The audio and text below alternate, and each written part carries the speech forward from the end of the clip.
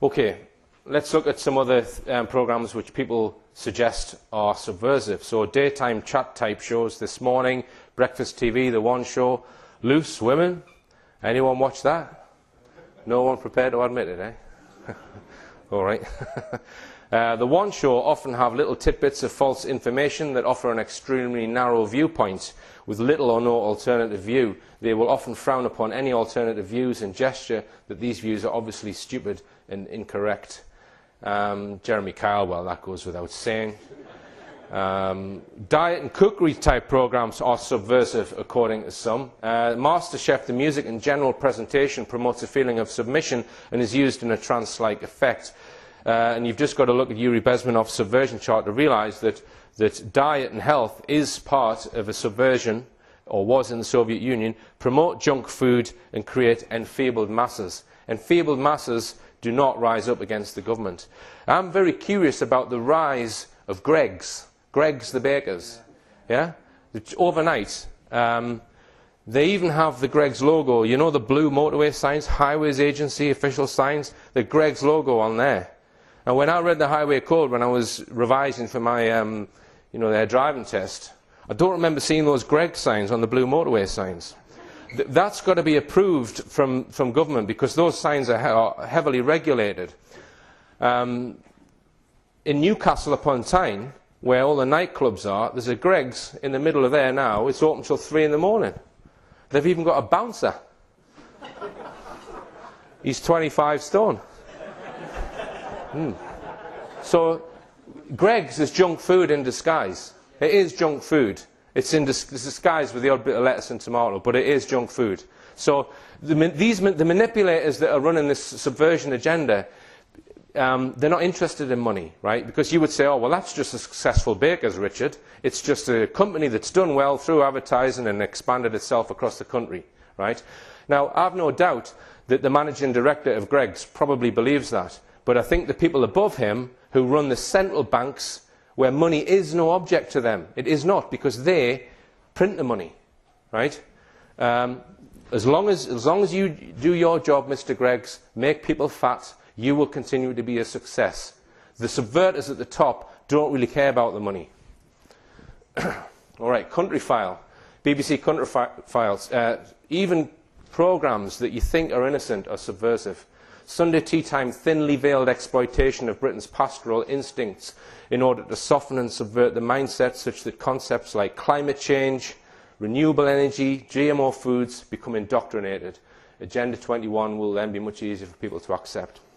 Now, somebody has nominated Crime Watch.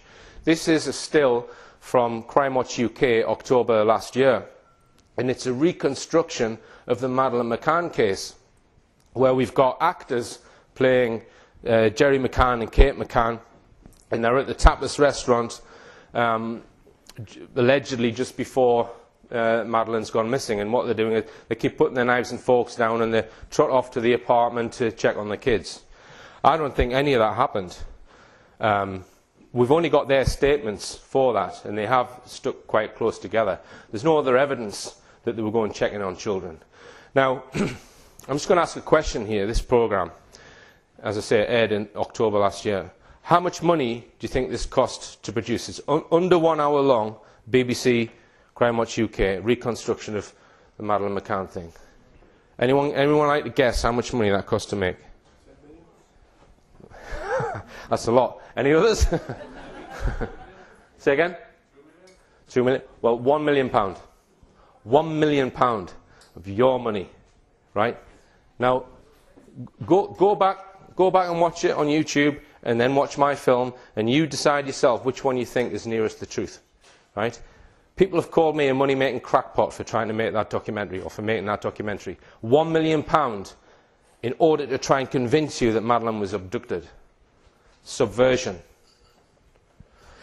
Now, I've not mentioned children's programmes, but obviously they do influence young people's minds. One guy voted for Peppa Pig. I didn't even know what it was. So I haven't got kids. Now, he said, I nominate Peppa Pig. It targets the very young and impressionable. Its creators are supported by Channel 5 and Nick Jr. So I didn't know what it was, so I thought, well, let's find out. Pig. This is my little brother George. This is Mummy Pig. And this is Daddy Pig. Alright, that's enough of that. Right. Now, and he goes on to say, it promotes an attitude towards Daddy as silly, or makes out Daddy as incompetent at most things, primarily from Peppa, the daughter. This, I believe, eats at the true foundations of the relationship capabilities of father and daughter. I've had my daughter quote Peppa, belittling me for no reason, but with true conviction. It was teaching her and all little girls that their fathers aren't really that clever, always make mistakes, and generally are not a good choice for advice. It breaks that subconscious connection between father and daughter. So this is a guy who's really annoyed at these programs because it breaks his subconscious connection between him and his 3-year-old daughter. And here are some examples. Gosh! Daddy Pig! You've had this book out for 10 years! Naughty Daddy! Sorry, Miss Rabbit. Daddy, we don't want to get lost. Are we lost? Yes.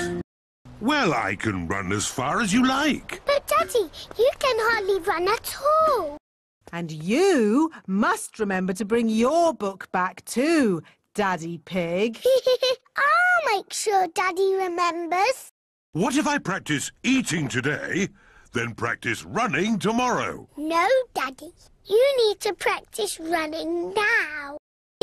Silly Daddy. That's just a drawing.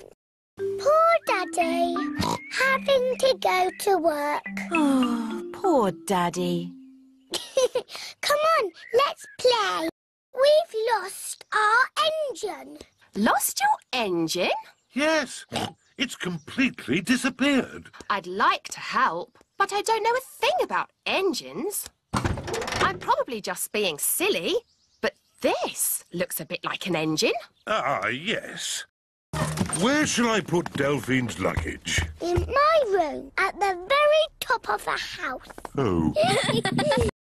Did you get the envelope? He can't hear you, Daddy. He's on television. Oh, yes, of course. It's a walking, talking snowman.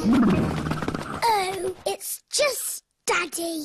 So this has sold 7.5 million DVDs in the UK. It goes out in 180 countries.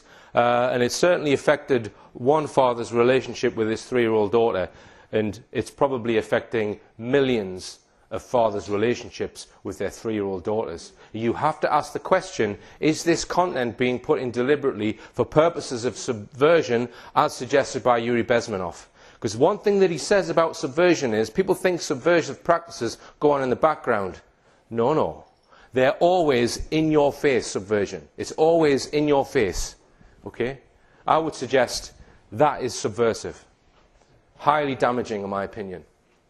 Okay, now we come on to Operation U-Tree, which is another can of worms. I don't know whether this was an attempt to arrest and charge genuine abusers, or whether it was a psychological operation from word go. But you have to agree that the newspaper headlines from this were sensationalising it, right? Because the overriding thing that came from the media with these stories, not just Rolf Harris, other people as well, is you can't trust anyone now. You can't even trust Rolf Harris. That's the message it's sending out. Now, that wall that I had up earlier on, where the people are bricks, the cement in there is trust. That's what the cement is.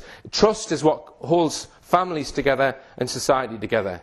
And stories like that break down trust. And you have to ask the question, is that being put out deliberately to break down trust as part of a Soviet-style subversion technique? Or is it just by random? I would suggest it's being done deliberately.